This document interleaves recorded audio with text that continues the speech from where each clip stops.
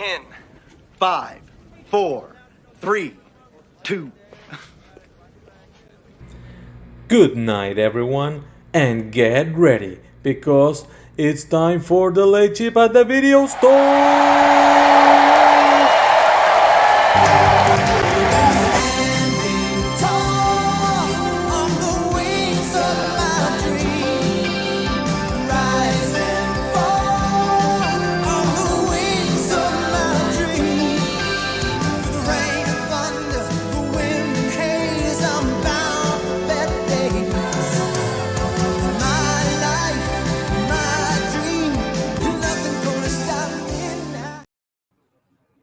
Oh, Mac, it feels like it's been forever. It's Yeah. been forever since we've heard that opening theme. How are you doing? I'm doing good. How about you?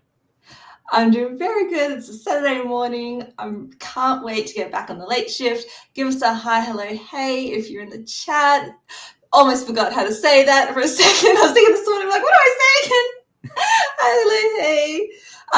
It's always a really good time for me when we get to talk video games. Video games is definitely my favorite little subgenre that we ever get to talk about on the show. So this was a requested episode, almost came about from one episode, but a lot of times when we've done a video game themed episode, whether it's be multiplayer or memories of first game experience, Smash Bros comes up a lot.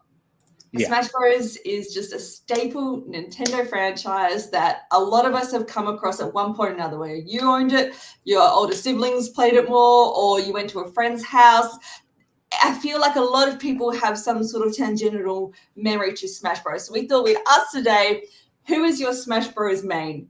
If you don't have a main, if you've only ever played casually, just come on and tell us what characters you like.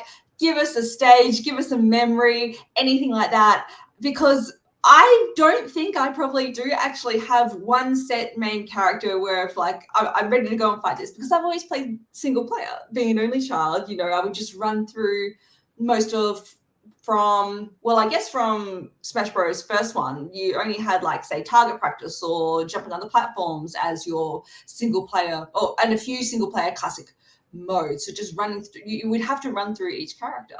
So I've just learnt to play a little bit with everything, but of course there's ones that I just favor a few more than others. And yeah, since that 64 Smash Bros, I'd say Fox McCloud, Kirby. Those are the two I'll always tend to go to. Sorry, hi, good morning, Alan, and of course, good morning, Harvey. Good to see you too. Jump on our link if you're in our chat. We've got a fair few people here watching already, so I see you. Jump on the chat. I want a really good discussion today because this is one, as I've sort of been saying, is opening up as we go. So I've loved that. I think it's 16 character roster from the beginning, 2 melee to brawl to 4, all the way to ultimate. Tell us who you liked. Good morning, Melissa. As I was saying, I like Fox. I think I've always loved the speed. I love the down B shield. And for me, not being a very proficient or well-playing video gamer, I do love my games, but that does not mean I'm very good at them. If you do not have a good up B move, I cannot play you. So I like Fox. I like a good fire recovery mode. Kirby, especially the fact that you can fly, saved my butt so many times. And there's something so gratifying when you fly up to the top of the stage as Kirby and you down B and you smash into someone sitting on the platform below you. I don't know why, but that is just really like, love that move. Jump on our link. Tell us who you like to main. Mike, are you as into it as I am, obviously? Yes, but before I give my answer, I want everyone to head on over right after this ends to Kelly's Film Coven, which I'm going to post in the chat right now. They're going to be having an episode right after this ends at 9 p.m. Eastern. So let me throw that in there. You go click this, you go save this, whatever you got to do. Go click it, and it's a live episode premiering on there. So go check that out. Now, to give my answer, I say Luigi. Luigi is because he does a upshot that knocks everyone the fuck out, and that's what I love to do, just to cheat on everyone that fucked with me. Just do the upshot and knock them all out. When you hear that sound effect when it goes, and someone goes flying. Oh, that feels so good. That feels so good. It's your Luigi shot rather than your Mario shot. Absolutely great choice. I also love that from Brawl, is it Brawl onwards or 4 onwards? His Final Smash. Just the fact that they do make him so different to Mario, and anytime they lean into the Luigi Mansionisms, I love that. But Mike, we have our first guest of the night. Yes. It's Nazar. What's up? How are you? What's up? Okay, I do not really play Smash Brothers that much. I played it eventually, but this guy, he digs that. So, he mainly plays Ultimate because, he's 7. Yep. But who would you say is your favorite Smash Brothers fighter? Steve from Minecraft. Wait, why? Explain yourself. Why? I play Minecraft. Only that. He loves Minecraft. What is his final Smash? Like pura pista. What else? Um, Doesn't he build like a house? yes. And what happens? What? I don't know. He knows. It explodes. He likes it Yeah. because he makes the house and then he puts people in there. And what else? Like TNT? Yes. And he eats a steak. For some reason. And then everything blows up. But yeah, he really likes to use Steve. Like, I regret buying that DLC. Like, he doesn't do anything else. He used to like Sonic. You not like Sonic anymore? Ooh. No, It's fine? It's fine, but no Steve. Well, to be fair, Steve is sort of almost the ultimate character at the moment because it's the only one banned from competitive play. Steve's just too OP that they banned him from like the competitions and stuff. So that is actually the correct choice. I love it. Guys, thanks for coming on and giving us your answers today. My goodness.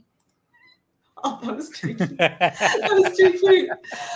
Yeah, competitive play is also something I've found really interesting. Watching the back in the day, watching the Super Smash Bros. Documentary that was on YouTube. That's like 4 hours, and then listening to the it's not Last Podcast on the Left, Wizard and the Bruiser episode on Smash Bros.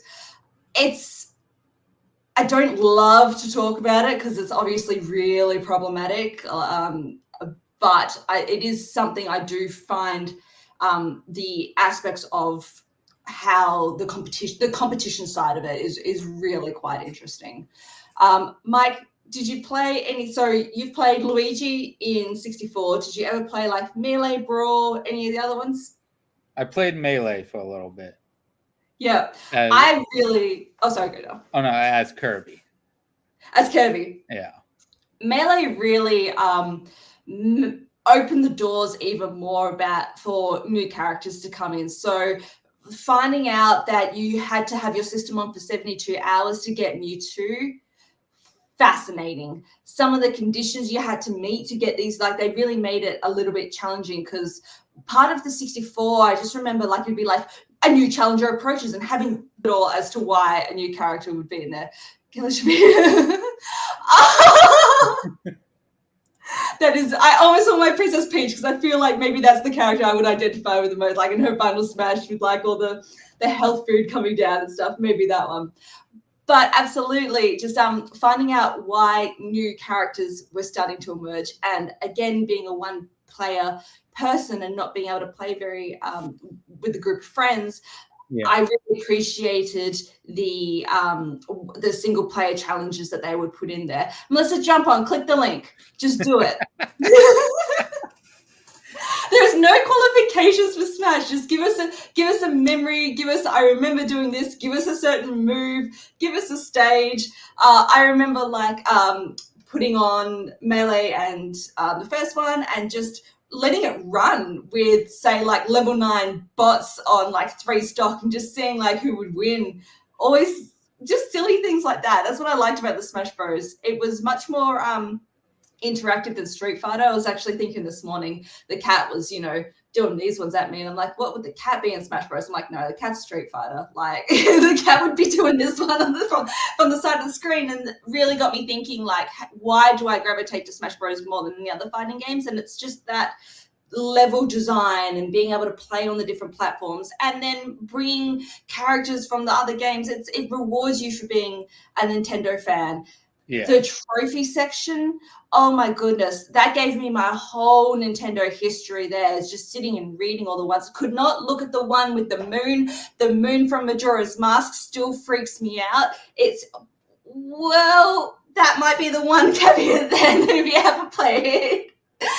But you might have seen other characters or some videos or something like that. Mike, can you chuck our link in again, please, Del? Yeah. If you're watching, you haven't jumped on, please do, because otherwise I feel like it's just going to be me talking 1,000 miles an hour tonight, because I'm very excited. Oh, she made it. Jump on. Who have we got? We got Melissa. We got Melissa. How Hello. you doing? Hello. I'm fine. How are you? Very good. What are your Smash Bros. Memories, Del? I really didn't play this game that much, and you guys already kind of mentioned this character, but the character that I would choose all the time is Kirby. Absolutely. Because I liked the flying. That I felt like that's how I usually played, was just like fly away, fly away, fly away. Because I'm not very good at video games, so that was definitely the button I was pressing. And then I really love that they're able to suck up people and spit them out, and then steal things about them. Like if it was I don't know, sucking up Mario, for example, he would have the Mario hat. I love that. Yeah, being able to take people's B moves, which is usually typically your weaker moves, but there was some ones, I think if you ever did Captain Falcon, you'd get a little cute Kirby Falcon punch with his little arms. His little arms trying to Falcon punch. It was really cute. And Kirby's just adorable. Oh, absolutely. And that was a franchise I actually wasn't familiar with before. So the fact that later on, we got King DDD and Meta Knight and other Kirby games, or even just the Woods level, when you hear do do do do do, it was just ones I'd never heard before. Yeah, I was talking to my husband, and I was like, I would choose Kirby for this answer for this week, and he was like, they have the best song, in Nintendo. I was like, okay. Interesting. Absolutely. Mike, did you ever play Kirby? Yeah, as a character, played Kirby. Yeah. I like Kirby. I think you're right. It's the flying and the being able to steal things. Later on, they gave him the little hammer. They gave him side B, and you get the little hammer up, and you'd sneak up to people and whack them. They just made him so adorable. Agreed. Melissa, thank you for coming on and give us your answer, Tal. Of course. Guys, have a Thank good you, night. Melissa. Bye. Something I haven't even brought up yet is the item abilities. That's another one of things I just didn't know from other games. So they would give you when you would sideswipe someone with a KO bat, and it would make that noise. Yeah. It makes that whistling sound effect when you know you really cut someone's ass good, and they go flying off the side of the screen. So satisfying, so satisfying. Back in the day, I used to love beam swords. Beam swords are amazing. The mighty tomatoes, hearts, any of those region items. But oh my goodness, if you would ever play with Pokeballs only, so much fun. The disappointment, the utter tragedy of when you get a Pokeball and it opens and it's a fucking Goldeen just splashing around on the stage. Mike, devastating. Prepare for trouble, make it double. It was awful. But from Melee, just being able to give the different challenges, giving you more one-player mode, being able to defeat Master Hand. Did you ever get to defeat Master Hand? No. I sucked. The majority of the time I played the game. I really did. The feeling of being 9 to 10 years old and whittling down this Master Hand health, and when he would send you flying off screen because you've just forgotten to air dodge or something, and so you get sent off screen and you're down to one stock and it's the character that you can't play and you're on like 300% health and anytime it hits you, you're like, don't die, just don't die, just don't die. And all you're trying to do is like land one last hit and you get there and it goes, whoa! Oh, it was amazing. I missed that, but okay. Was I into what I was saying? I missed whatever was happening. Anyway.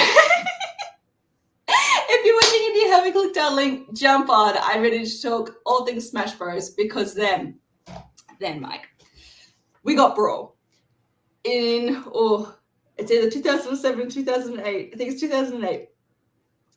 When Super Smash Bros. Brawl dropped for Wii. It is one of the reasons Wii will always be one of my most favorite consoles. Just the fact of, again, the diverse character roster. When they introduced Sonic, Solid Snake, and do I want to say Pac-Man? I can't remember if it was Pac-Man or not, if that's 4. I'm confusing myself at this point, but definitely Sonic and Solid Snake. Someone needs to jump on the comments and tell me which other IP they introduced. It must have been Pac-Man. Just the fact that you started like crossing over with developers at this point, to have Sonic and Mario in the same game, because I think this was about the time we were starting to get at the Olympic Games, like it was big news and it really sort of solidified.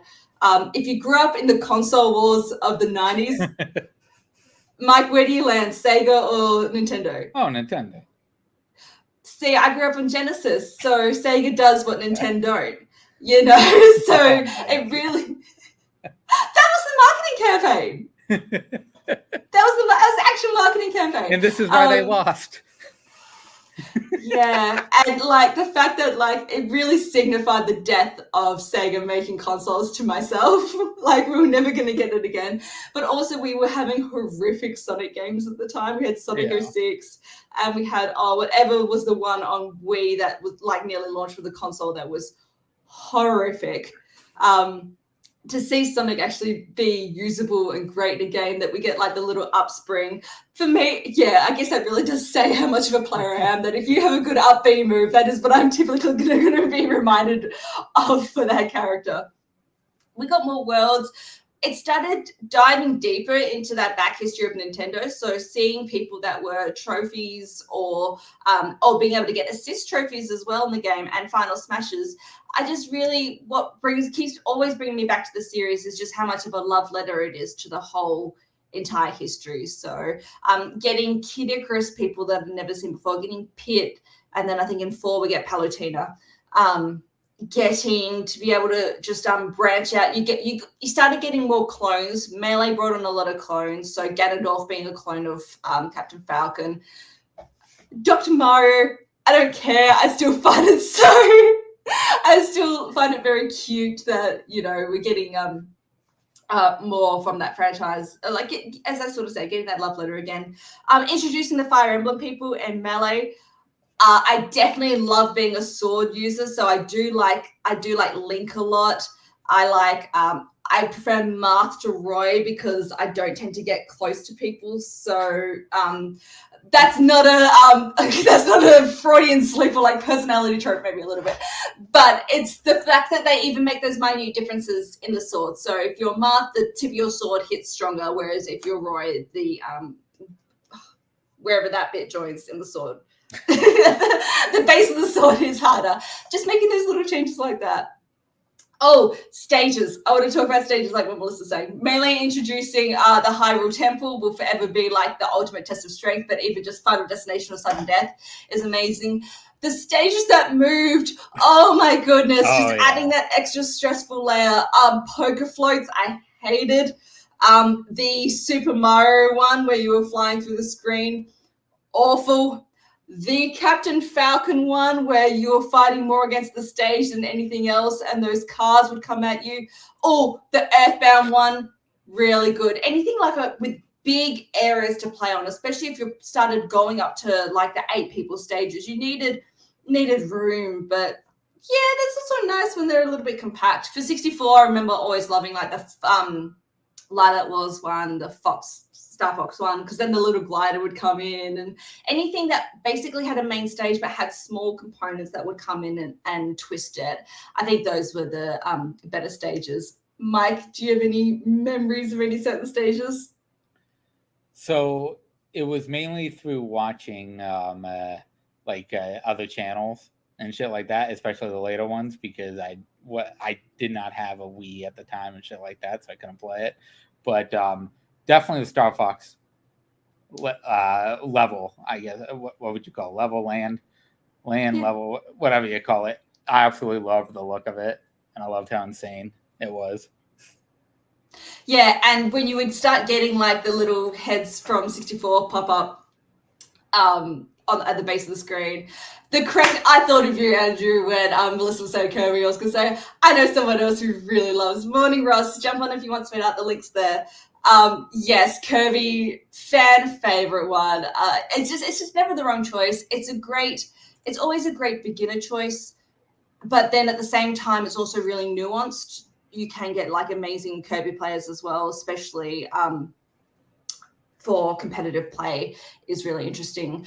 Brawl also gave us Subspace Emissary mode, so a full-on story mode, and it was just the crossover casual players, let's put it that way. It was just the crossover of like someone's fan fiction almost, in the best way possible, of just being able to see these, because before, of course, we're getting all these characters interact because they're fighting, but to actually have some sort of through line, a storyline of how they meet and how they get together. I remember like the Earthbound people teaming up with, I think it's Pokemon Trainer, or someone needs to correct me, it's been a really long time, but just being able to be like, wow, that's a combo I never thought. Well done. If you haven't jumped on yet, and you can, click our link. Because I'm just making my way through the series at this point. As you should. As I should. The other thing is that we started getting a lot more female characters on the roster, and I always really appreciated that. So, of course, we've had Samus from the get, who's awesome, but Brawl started to give us the options for Zero Suit Samus. I love Legend of Zelda, Mike. We know this. We know this to be true. I cannot play that character. It's always, if you ever look at like tier rankings, it's always really low. They just didn't ever give it great power, but I appreciated Pokemon Trainer great as well, because you get like a 3-in-1. So being able to be strategic about who you want to see on the field at the time was that was something that was a little bit different. And just about what I was about to say with Zelda as well, using your down B move to be able to change your style of play is really interesting. So from Zelda being able to down B into Sheik, even though I would typically play Sheik a little bit more than Zelda, because you at least got really good, like, I would always use pro controllers. So if you like use the directional pad, you would like charge up your A move. You would charge up your side A automatically. So I would always use that for Sheik. But Pokemon Trainer as well, you would use your down B move to change between your Charizard, your Ivysaurs, your Squirtles, things like that. We got a lot of Pokemon love in this series, which I always like to see as well. So Pikachu and Jigglypuff from the first one, then getting Mewtwo. Totally forgot until just the second that Pichu was a playable character. Don't know why. Why would they do that? Why do you want a weaker version of Pikachu? Someone hit me up in the comments and tell me why I'm wrong. I don't think I'm wrong, but someone tell me why if they are able to play a good Pichu. Then we're getting Greninja, and there was just that many that I'm starting to like even forget. I know there's a fire one that we get at one point. But just being able to see all the different sides of them all, like for people to be able to play competitive Jigglypuff is not something I thought I would ever see, but I find that really fascinating because back in 64, that was just the hardest character to play. So I guess if you're in the comments section, tell us what's like a hard character to play, because oh my good gracious, I talked about it before, but if you don't have a good up B move, I can't play Ness to save myself. I can't play PK Fire, I can't play PK Thunder. If I'm falling off the stage, I'm like, that's just it, that's me. So when I'm playing Ness, the whole time I'm just nervous about not flying off the stage the whole time. Ice Climbers was also another one I found really hard to play back in the day because you're controlling the two people at once. So if you're, it's either Papa or Nana, Can't remember which one. Whichever one dies, and then the other one just like is off the map. Then I find that concept really hard to play. Sometimes I can't play the bigger, bulkier characters as well. So your Bowsers, your Donkey Kongs. Oh, Incineroar! Thank you, Spence. I knew it was like a fire one. Incineroar was, as you sort of said, because you're getting a fighting type, so that makes like a lot of sense. Underrated play. Dr. Mario, yes. I can't play Ness, but we need to have a talk. Like, how do you play Ness effectively? I don't know. Donkey Kong, if you've ever played the challenge modes where you need to take out all the CPUs, like you need to kill like 100 CPUs, you were just down B the whole time doing this down smash attack, and it just makes all of them fly off the land. So that's my best memories of Donkey Kong at this point. If you haven't jumped on yet, you're able to give us your answer, please do, because I'm up to 4. And as we sort of said at the top of the show, we're on a bit of a tighter schedule today.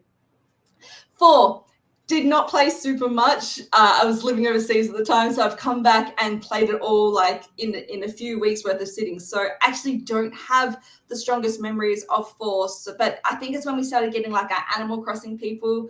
I like that style of play, but then we get Ultimate where we get Isabelle, and I'll always pick Isabelle over Villager because Isabelle is adorable. And then being able to have just all the nostalgia for Ultimate, bringing everyone back from the roster. It was really good to be able to play some of these characters again, especially if you haven't been able to play them since Melee or since Brawl. Having clones, yes, but they will always make each one a little bit different. So Wolf being a heavier character than Fox, Falco being a lighter character than Fox. If you're having different Star Fox characters, which again I really liked. Fox McCloud is always one I really like to play. Being able to tailor it to who you like. And then we get the DLC. Now, I didn't ever get to play Swapping Out Pokemon Trainers was still fantastic. So finding those, especially from probably Brawl onwards, you did have to learn how to play better. You did have to learn how to air dodge. You did have to learn how to utilize the screen. You had to learn how to almost jump if someone's falling, jump off, smash them down to make sure they weren't able to recover. You had to learn how to grapple the edge of the screen or stop people from being able to do that. It did become a lot more of a typical fighting game where you had to learn those tips and tricks, or you weren't going to be able to survive, or your friends that were able to do that were going to kick your ass every time. So I find from that moment onwards really interesting about needing to be strategic in your style of play. So did any of those ever affect your mains? It might have. Answer in the comments. Being able to play Ultimate and having all those stages back, and they did have a great one player story line as well. Mike's giving me the look of Kelly, wrap this up. I'm wrapping up. Smash Bros.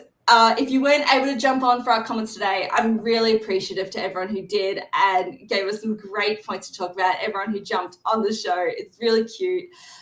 I do love to talk anything Nintendo, especially Smash Bros. But if you weren't able to jump on, comment under the video, comment on our Facebook page, because I'm just really curious to know who loves to game, who loves to set things up. Because maybe if everyone's got access to, Wii Fit Trainer, when they started doing like really just random pulls, so like not playing Xenoblade Chronicles before, but then having Shulk there and being like, what's this? Every game sort of gave you something like that. Mr. Game & Watch, that's now the one from like, other than Wii Fit Trainer, it's like, wow, what a really random idea for a character, but a little bit mad at it, don't love it.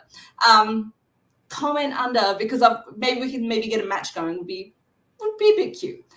I would be remiss if I didn't plug Film Coven. We've just been absolutely overwhelmed with the response of moving from the video store to our separate channel. Melissa is just hitting it out the park with all the promotion she's doing. You got to check out the shorts that she's editing. They are amazing. If you haven't had a chance to check out our first 3 episodes on Sunset Boulevard, Margot Robbie and Cinderella, please do. But we have a new episode of Josie and the Pussycats launching now. Melissa and myself are going to head over there and watch live, so we'll be there to comment, and we really want to interact with you guys. My Saturday morning is for interacting with you all, and I love it. So please jump on over after. Mike, take us out. I'm heading there now. Yeah, go watch Film Coven. make sure to go support them because they're fucking awesome. And other than that, buy our shit like usual. Buy their shit once they get a TeePublic up, which I will be telling them to get a TeePublic up soon because they need to have shit to buy. Other than that, we are out of here. So Thanks, everyone. Bye-bye. Bye.